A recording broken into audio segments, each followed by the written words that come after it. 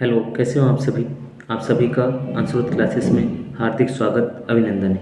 मैं आशा करता हूँ कि आप सभी अच्छे होंगे, स्वस्थ होंगे। हम पढ़ने की क्लास में पढ़ रहे थे स्टैटिक जीके के क्वेश्चन। फिर उसी से आगे क्लास स्टार्ट करते हैं और देखते हैं अपना पहला क्वेश्चन। पहला क्वेश्चन क्या भैया हमारा? पहला क्वेश्चन है भैया हमारा कि घोंसला बनाने वाला एकमात्र सर्प कौन सा है? घोंसला बनाने वाला एकमात्र सर्प कौन सा है? कौन सा भैया? वह है किंग कोबरा। कौन सा भैया? King cobra. अगला क्वेश्चन देखते हैं कि श्वान उपजातियों में कौन सी उपजाति भौंकने में असमर्थ होती है? तो कौन सी होती है भैया? वो होती है डिगो उपजाति। कौन सी भैया? डिगो उपजाति। अगला क्वेश्चन देखते हैं कि प्रयोगशाला में सर्वप्रथम डीएनए का संश्लेषण किसने किया था? प्रयोगशाला में सर्वप्रथम डीएनए का संश्लेषण किसने किया था? तो किसने किया था भैया? वो किया था हरगोविंद खुराना ने। किसने भैया? हरगोविंद खुराना ने किया था। प्रतिजन वह पदार्थ है।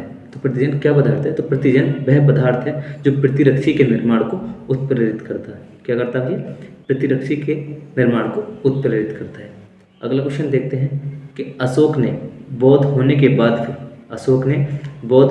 बाद भी हिंदू धर्म में आस्था नहीं छोड़ी, इसका प्रमाण किससे मिलता है?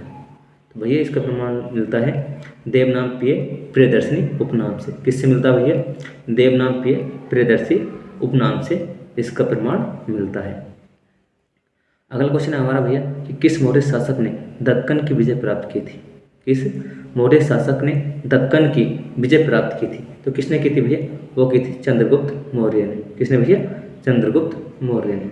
अगला क्वेश्चन है हमारा कि मगध साम्राज्य में रज्जुक किसे कहा जाता था? मगध साम्राज्य में रज्जुक किसे कहा जाता था? तो किसको कहा जाता था भैया? वो कहा जाता था मौर्य शासन भूमि मापन अधिकारी को। किसको भैया? जो हमारा भूमि मापक अधिकारी होता था। ठीक है।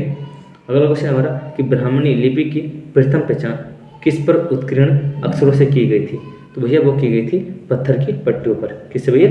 पत्थर की पट्टियों पर। अगला क्वेश्चन देखते हैं कि अशोक के शिलालेखों में प्रयुक्त भाषा कौन सी थी? जो अशोक के शिलालेख थे कौन सी भाषा में लिखे हुए थे? भैया वो थे प्राकृत भाषा में। कौन सी भैया? प्राकृत भाषा में। अगला क्वेश्चन देखते हैं कि उत्तराखंड में सम्राट अशोक के शिलालेखों की एक प्रति किस स्थान से प्राप्त हुई है? तो किस स्थान से हुई है? वो ये कालसी। किससे भैया? कालसी से। अगला क्वेश्चन है हमारा कि महाराष्ट्र के किस सुधारक को लोकहितवादी की संज्ञा प्रदान की गई है? महाराष्ट्र के किस सुधारक को लोकहितवादी की संज्ञा प्रदान की गई? तो भैया किसको की गई?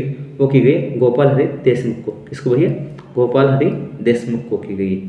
अगला क्वेश्चन देखते हैं अपना कि वर्ष 1910 में इलाहाबाद में भारत स्त्री महामंडल की स्थापना किसके द्वारा की गई थी?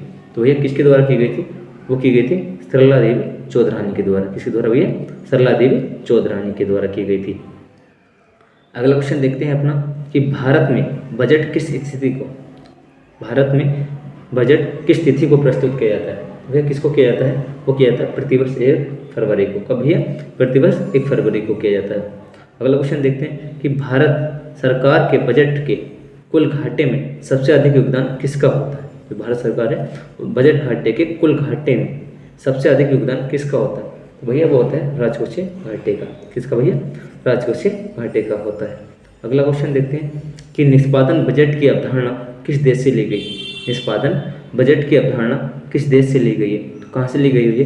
वो ली गई है संयुक्त राज्य अमेरिका से। कहाँ से भैया? संयुक्त राज्य अमेरिका से।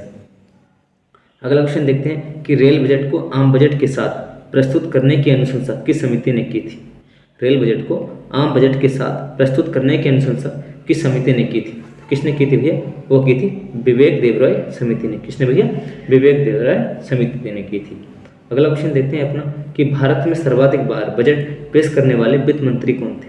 भारत में सर्वाधिक बार बजट पेश करने वाले वित्त मंत्री कौन थे? कौन थे भैया? वो थे मोरारजी देसाई। कौन थे भैया? मोरारजी देसाई थे।